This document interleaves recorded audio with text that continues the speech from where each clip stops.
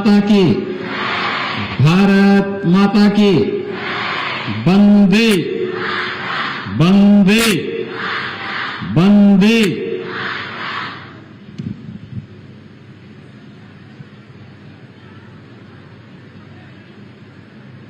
पूर्व प्रधानमंत्री जननायक चंद्रशेखर जी की भव्य प्रतिमा के अनावरण के साथ ही 80 करोड़ रुपए की लागत की परियोजनाओं के लोकार्पण और शिलान्यास कार्यक्रम में मंच पर उपस्थित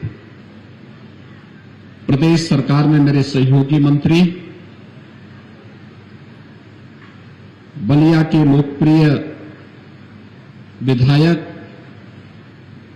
श्री दयाशंकर सिंह जी, प्रदेश सरकार में ही मंत्री श्री दानिश आजाद अंसारी जी, लोकप्रिय सांसद श्री बीरेंद्र सिंह मस्त जी, राज्यसभा के सांसद और स्वर्गीय चंद्रशेखर जी की विरासत को आगे ले जा रहे हैं श्री नीरज शेखर जी, राज्यसभा के माननीय सांसद श्री सकलदीप राजभर जी, बांसडीह से लोकप्रिय विधायक श्रीमती केतकी सिंह जी,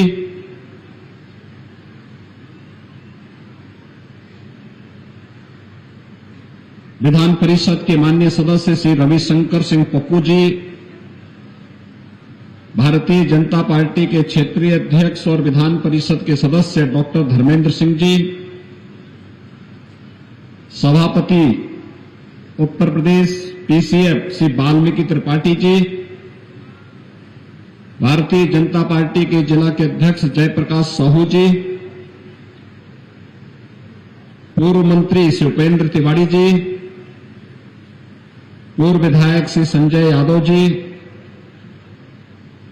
भारतीय जनता पार्टी के पूर्व जिलाध्यक्षगण श्री देवेंद्र यादव जी, विजय बहादुर सिंह जी, विजय शंकर दुबे जी, आज के इस कार्यक्रम में उपस्थित जिला प्रशासन से जुड़े हुए हमारे सभी अधिकारीगण, सभी पदाधिकारी और उपस्थित भाइयों बहनों, प्यारे बच्चों, बलिया को देश और दुनिया के सामने एक पहचान दिलाने वाले जननायक चंद्रशेखर जी की इस प्रतिमा और भव्य प्रतिमा के अनावरण कार्यक्रम में आज मुझे आप सबके बीच में आने का सौभाग्य प्राप्त हुआ है। मैं इसके लिए आयोजकों को हृदय से धन्यवाद ज्ञापित करते हुए स्वर्गीय चंद्रशेखर जी को विनम्र श्रद्धांजलि अर्पित करता हूं। भाइयों बहनों, चंद्रशेखर जी ने बलिया को एक नई पहचान दी थी।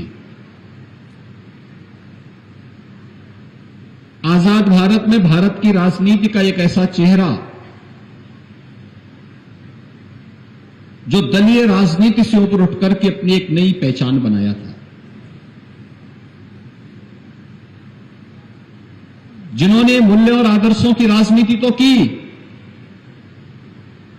लेकिन व्यक्ति की परख कश्मीर से लेकर के कन्याकुमारी तक और महाराष्ट्र और गुजरात से लेकर के पूर्वोत्तर भारत तक, नेपाल हो या पाकिस्तान या बांग्लादेश, सर्वत्र बेहतर भारत में कोई ऐसा जगह नहीं जहां चंद्रशेखर जी के प्रशंसक मौजूद न हो।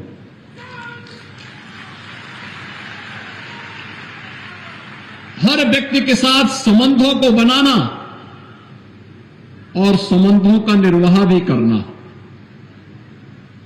मूल्यों की राजनीति की जब बात आती है देश की आवश्यकता के अनुरूप उस प्रकार का कदम उठाने का साहस भी अगर किसी में था तो वह चंद्रशेखर जी में ही था।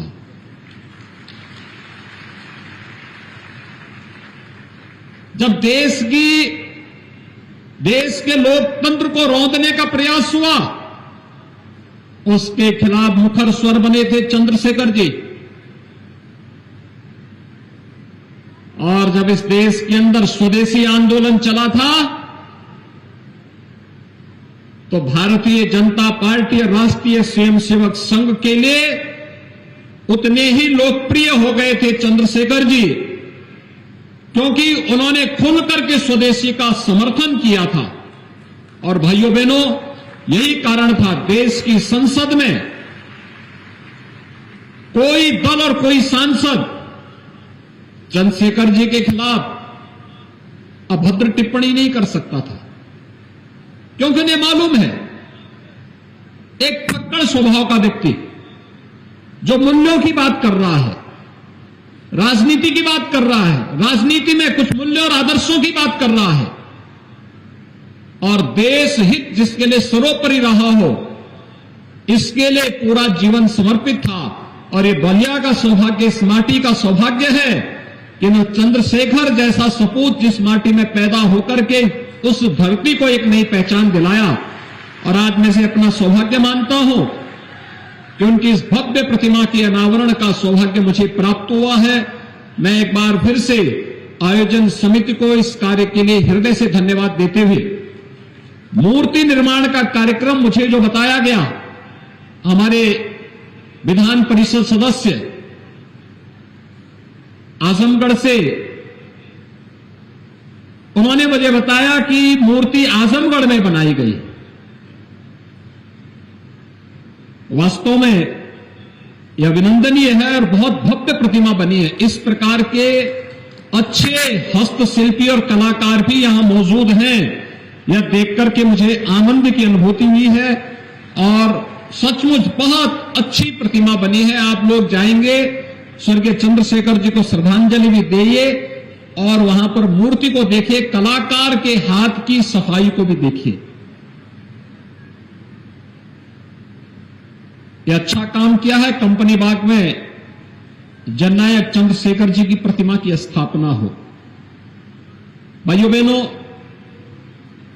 चंद्रशेखर जी ने देश की आजादी के दौर में भारत के संसदीय लोकतंत्र को मजबूती प्रदान करने में अपनी एक बड़ी भूमिका का निर्वहन किया था। देश की संसद में उनके द्वारा रखे गए विचार संसदीय प्रणाली को पुष्ट करते हैं, उसकी मजबूती में अपना योगदान देते हैं।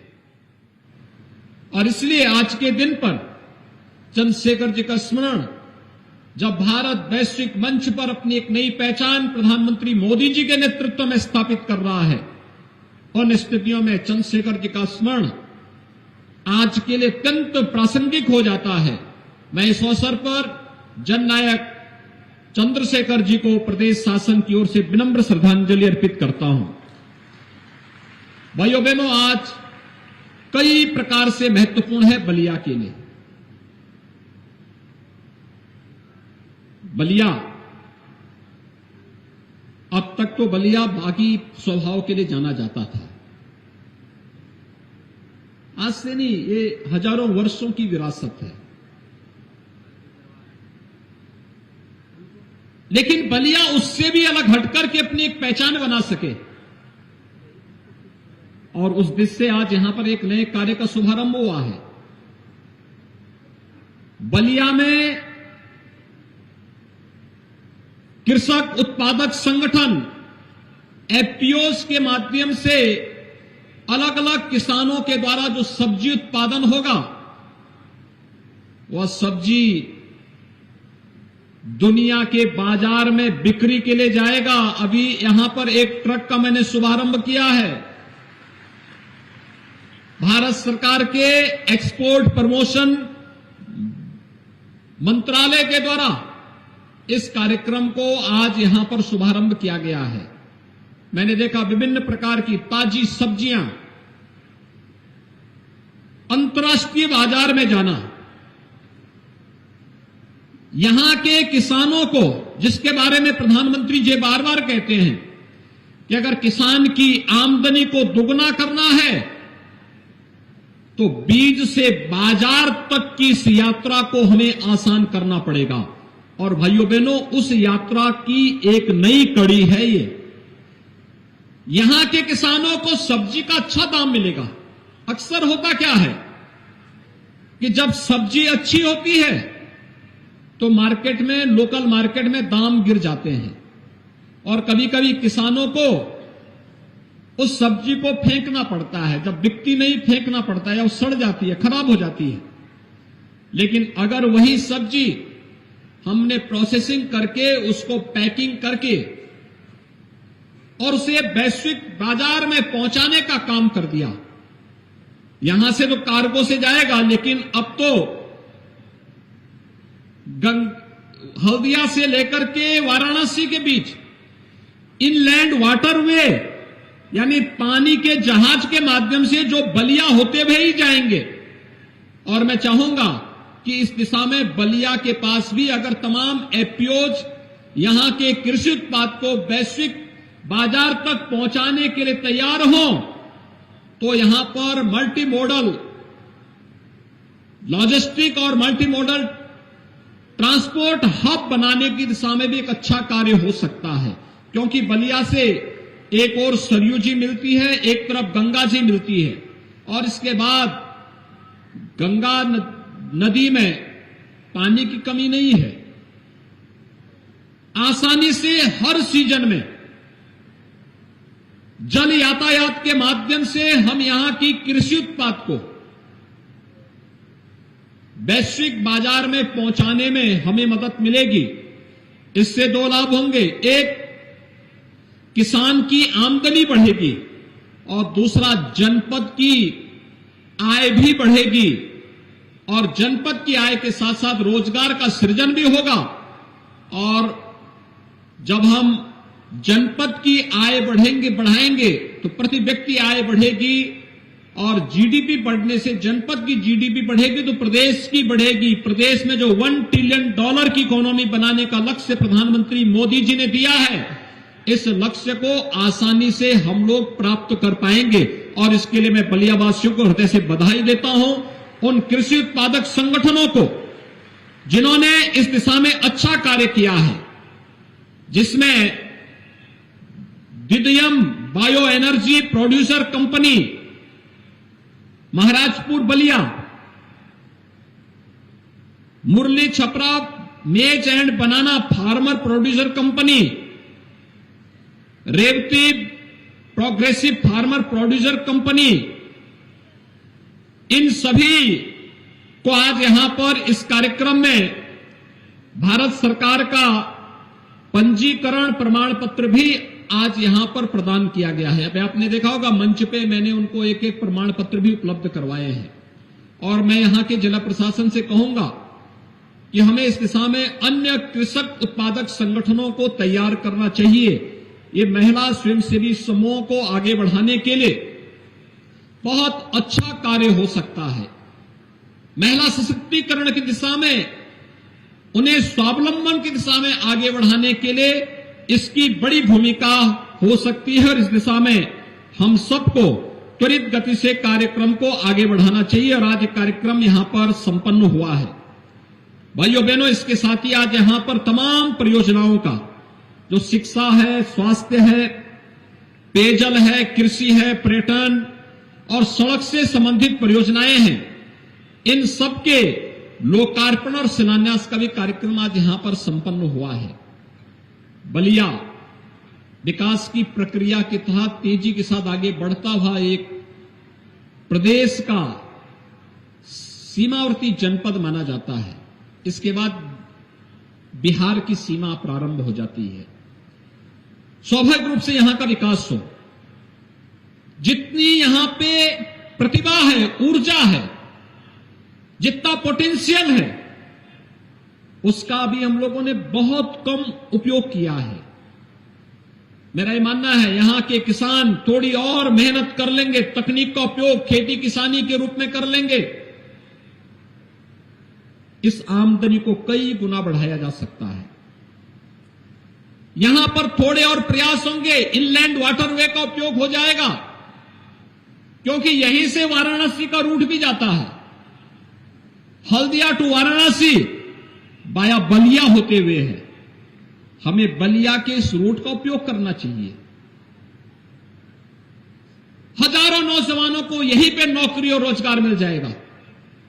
हजारों लोगों को यहां पे स्थानीय स्तर पर रोजगार और नौकरी मिलेगी। बलिया के नौजवानों को नौकरी और रोजगार के लिए प्रदेश और देश के किसी अन्य कोने में नहीं जाना पड़ेगा, बल्कि देश और दुनिया अपनी नौकरी और रोजगार के लिए बलिया के अंदर आने के लिए मजबूर होगी। इस प्रकार की परिस्थितियां बलिया के अंदर पैदा करने की आवश्यकता है और इसमें कृषक उत्पादक संगठन एक बड़ी भूमिका का निर्वहन कर सकते हैं। और मैं इसके लिए आह्वान करूंगा, एक अच्छी शुरुआत हुई है, इस अच्छी शुरुआत को और अच्छे ढंग से आगे बढ़ाने की आवश्यकता है। भाइयों बहनों, मैं पिछले दिनों यहां पर आया था, जब यहां पर एक कार्यक्रम के साथ मुझे जुड़ने का अवसर प्राप्त हुआ था और उस कार्यक्रम के माध्यम से हम लोगों ने यहां पर कुछ नए कार्यक्रमों को आगे बढ़ाने के लिए कहा था। और मैंने तब भी कहा था कि पर्यटन हमारे पास एक बहुत बड़ा माध्यम है। आपने इस बार काशी में देखा होगा, अकेले सावन के महीने में काशी विश्वनाथ धाम का दर्शन करने के लिए 1 करोड़ श्रद्धालु आए थे। 1 करोड़ श्रद्धालु का मतलब होटल का व्यवसाय भी खूब फला फूला, टैक्सी वालों को रोजगार मिला, जितने रेस्टोरेंट थे उनको मिला, और साथ साथ जितनी भी दुकानें थी, मार्केट था, इन सबको भी मिला, गाइड को भी मिला, पंडों को भी काम मिला, हर तबके को काम मिला। वहां पर एक साथ पूरी इकोनॉमी को बल देता है पर्यटन। और भृगु बाबा कॉरिडोर के बारे में भी जो बात यहां पर दयाशंकर जी ने और सांसद जी ने रखी है, और मैं चाहूंगा कि जिला प्रशासन को इसका एक प्रस्ताव बनाना चाहिए, इस कार्यक्रम को आगे बढ़ाना चाहिए। बड़ी संख्या में लोग आएंगे, पर्यटक आएंगे, इस दिशा में इस कार्यक्रम को आगे बढ़ाने में सरकार भरपूर मदद करेगी। दूसरा, स्वर्गीय चंद्रशेखर जी की जन्मभूमि इब्राहिम पट्टी में हॉस्पिटल को अच्छे ढंग से संचालित करने के लिए अभी मऊ की एक पार्टी इसको संचालन कर रही है।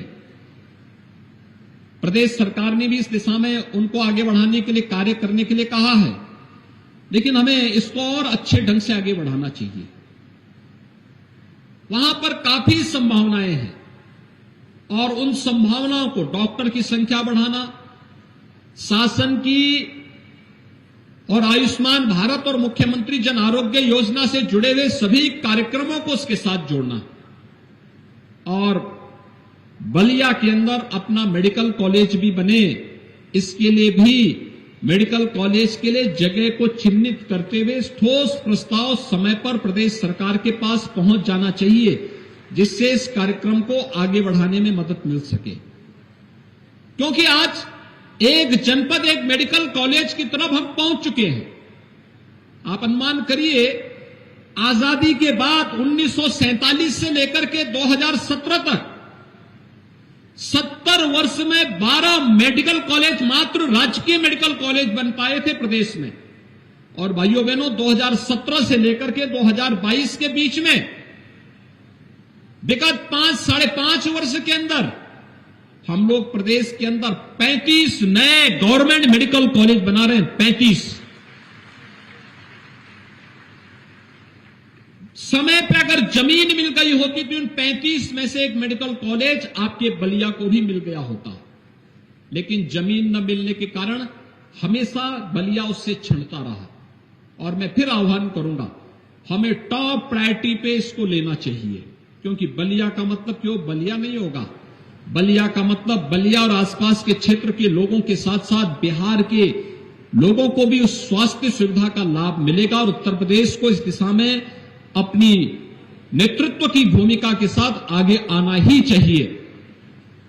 और इस दिशा में हम इस कार्यक्रम को तेजी के साथ आगे बढ़ा सकें, इसके लिए मैं यहां के जिला प्रशासन से कहूंगा कि यहां के जनप्रतिनिधियों के साथ मिलकर के इसको हम तेजी से आगे बढ़ाने का कार्य करें। मुझे प्रसन्नता है आज यहां पर ग्रामीण आजीविका मिशन से जुड़ी हुई बड़ी संख्या में बहनें आई हैं और मैं धन्यवाद दूंगा श्री दयाशंकर सिंह को और यहां के जिला प्रशासन को, जिन्होंने इनके आजीविका को, इन महिला स्वयंसेवी समूह को व्यवस्थित रूप से आगे बढ़ाने के लिए कार्य किया है। एक अच्छा प्रयास प्रारंभ हुआ है। महिला स्वयंसेवी समूह महिला स्वावलंबन का आदर्श उदाहरण हो सकता है। इसमें जो रिवॉल्विंग फंड जाना है, इसमें तत्काल उन्हें उपलब्ध हो जाए, इनके प्रशिक्षण की व्यवस्था हो जाए, टूल किट उपलब्ध कराने की कार्रवाई को भी हम तेजी के साथ आगे बढ़ा लें और महिला स्वयंसेवी समूहों को हम मिल्क प्रोड्यूसर के साथ भी जोड़ सकते हैं। मिल्क प्रोड्यूसर के साथ ही यहां पर तमाम महिला स्वयंसेवी समूहों को पोषण मिशन के साथ भी जोड़ने का कार्य हमें करना चाहिए। जो गांव में बाल विकास और पोषाहार विभाग के द्वारा गर्भवती महिलाओं को, किशोरी कन्याओं को, कुपोषित नवजात शिशुओं को पोषाहार दिया जाता है, हम लोगों ने पूरे प्रदेश के लिए क्रांतिकारी कदम उठाते हुए ये पूरा कार्यक्रम महिला स्वयंसेवी समूह को सौंप दिया है कि इसमें भ्रष्टाचार की बू न आने पाए, इसके लिए महिला स्वयंसेवी समूह इस कार्यक्रम को आगे संचालित करेंगे। महिला स्वयंसेवी समूह चाहे तो इस दिशा में बहुत अच्छा कार्य कर सकती है। मैं आपके सामने दो उदाहरण दूंगा।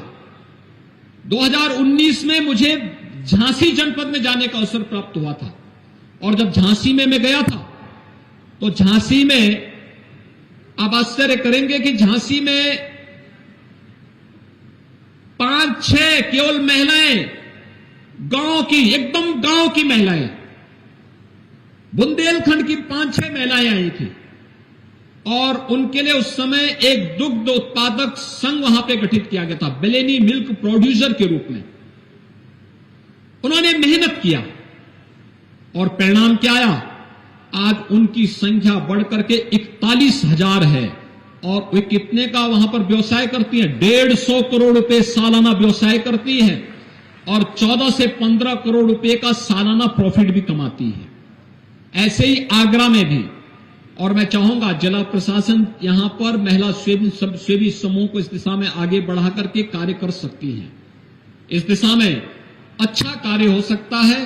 किसी एक विधानसभा को केंद्र में रख करके एक कार्यक्रम अगर आगे बढ़े तो इस पर ढेर सारे लोगों को कार्यक्रम के साथ जोड़ा जा सकता है। जो मैंने कहा, इनलैंड वाटरवे, जल यातायात यहां पे प्रारंभ हो चुका है। अभी हम लोग 11 तारीख को वाराणसी में इसको और तेजी के साथ प्रारंभ करेंगे और मुझे लगता है हमें रेडीमेड गारमेंट्स के साथ भी जोड़ना चाहिए। रेडीमेड गारमेंट्स में अपार संभावनाएं हैं। गांव में महिलाएं घर गृहस्थी के कार्य के बाद जो समय बचता है, अगर सिलाई कढ़ाई का काम सीख लें, अच्छा उसमें ट्रेनिंग ले लें और उसके बाद वस्त्र बनाने का काम, रेडीमेड गारमेंट्स को बनाने का काम, उसकी पैकेजिंग ठीक हो जाए और फिर उसे हम मार्केट में देने की व्यवस्था के साथ उसे जोड़ दें, मार्केट लिंक कर लें, मेरा अनुमान है बहुत सारे लोगों की आमदनी को बढ़ाया जा सकता है, उन्हें स्वावलंबन के मार्ग पर आगे बढ़ाया जा सकता है। बलिया में जो प्रयास प्रारंभ हुआ है यह अभिनंदनीय है। मैं इसके लिए यहां पर यहां के जनप्रतिनिधियों को, जिला प्रशासन को हृदय से धन्यवाद देता हूं। भाइयों बहनों, एक साथ मुझे नई सरकार के गठन होने के बाद, यानी दूसरी बार मुझे प्रदेश के अंदर मुख्यमंत्री के रूप में शपथ लेने के बाद तीसरी चौथी बार बलिया के अंदर आने का